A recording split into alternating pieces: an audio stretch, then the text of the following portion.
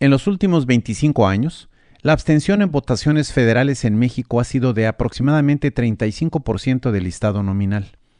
Esa cifra es similar a la de otros países que se consideran democracias avanzadas. Con frecuencia se descalifica a quienes se abstienen de votar en procesos electorales, considerándolos desinformados o faltos de cultura cívica. La pregunta es, ¿el abstencionismo es un fenómeno más bien temporal o por el contrario contiene elementos como para pensar que lo realmente temporal pudiera ser la democracia? Se atribuye al político británico Winston Churchill haber dicho en noviembre de 1947 que la democracia es la peor forma de gobierno, excepto por todas las otras formas que han sido probadas de vez en cuando. En realidad, aún los más fervorosos creyentes en la democracia aceptan que es imperfecta como forma de gobierno y de vida en sociedad. Por su parte, algunos de quienes la rechazan y quisieran una solución diferente, consideran los defectos de la democracia no como imperfecciones, sino como evidencias de que en realidad se trata de un modelo de gobernanza centrado en lo que Miguel Ángel Bovero llama la oligarquía de las mayorías, el de los políticos cuidando a los políticos, el cual a su vez se sustenta en un modelo injusto e indigno de explotación del trabajo humano. Ambas perspectivas de la democracia son importantes, ambas requieren del beneficio de la duda, quizás porque creencias e instituciones no tienen garantía de permanencia en nuestro tiempo, especialmente en el entorno de incertidumbre y diversidad en el que vivimos. Por otra parte, quienes acuden regularmente a votar no necesariamente son demócratas cuando se trata de decidir o funcionar en grupo. Igualmente, quienes no acuden a votar, sobre todo los que nunca o muy pocas veces lo han hecho, no por ello son automáticamente antidemócratas. De acuerdo con los registros oficiales de las últimas décadas, en México, la convocatoria a votar ha sido ignorada en promedio por cerca de 4 de cada 10 ciudadanos que podían hacerlo. En casos extremos como el de Baja California, en promedio más de 6 de cada 10 ciudadanos se abstienen.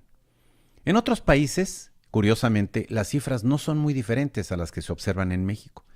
En varios de ellos que presumen ser democracias avanzadas, como son por ejemplo Francia, Chile, Canadá, Estados Unidos y Reino Unido, la abstención promedio en elecciones recientes ha sido de alrededor de 35%.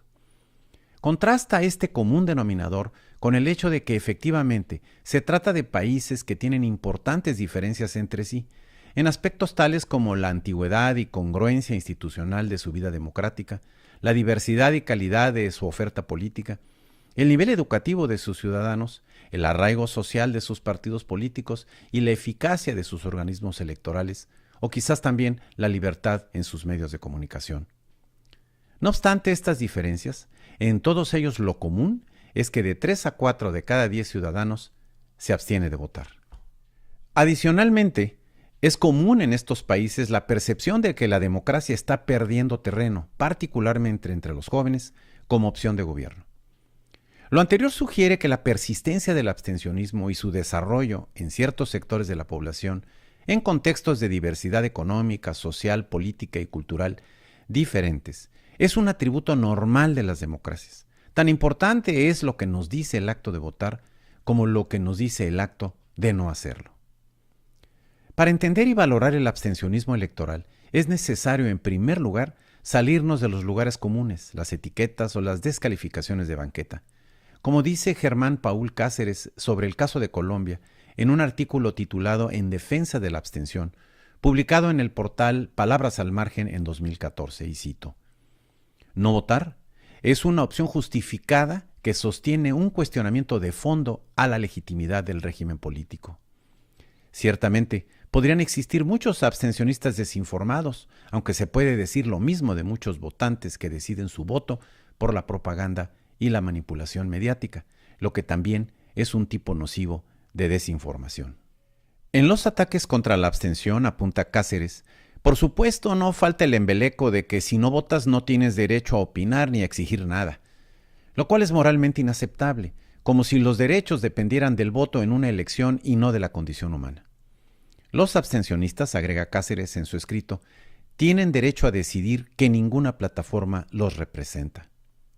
Así pues, hay razones de fondo para la persistencia y probable crecimiento del abstencionismo electoral, razones que ponen en duda a la democracia, a la luz de actitudes y comportamientos de quienes precisamente están obligados a conducirse como demócratas, pero no lo hacen.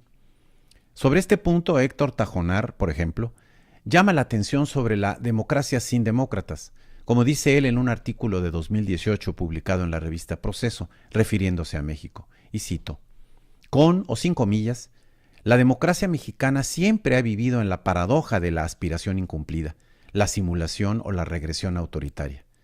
Y más adelante dice: somos una democracia sin demócratas. Nuestro sistema de gobierno está sustentado en una estructura jurídica e institucional robusta, pero carece de una cultura democrática arraigada en los actores políticos y en la sociedad. Más adelante dice textualmente: reducida a la aritmética y mercadotecnia electoral, la democracia no solo se denigra, sino se muere de asfixia al faltarle el oxígeno de su esencia normativa. El cabal funcionamiento del Estado de Derecho, afirma más adelante, es condición ineludible de la auténtica democracia. En otros apuntes he llamado la atención sobre este tema crucial: la democracia sin demócratas.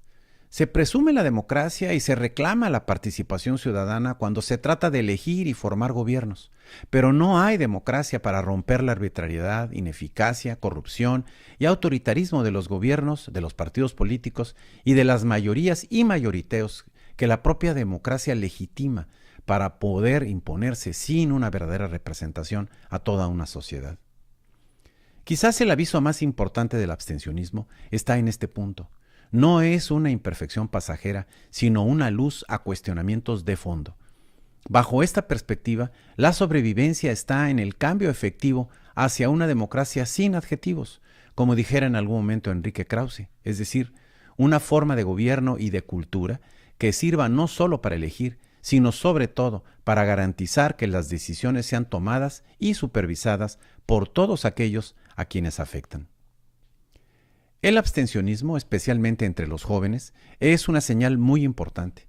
Conviene por ello entender y analizar perspectivas no solo las que confirman aquello en lo que creemos, sino aquellas que lo confrontan en su esencia misma. Quien piense que la democracia está asegurada para siempre, se olvida de que nunca lo estuvo en el pasado. Ha sido mucho más temporal e intermitente de lo que a veces suponemos.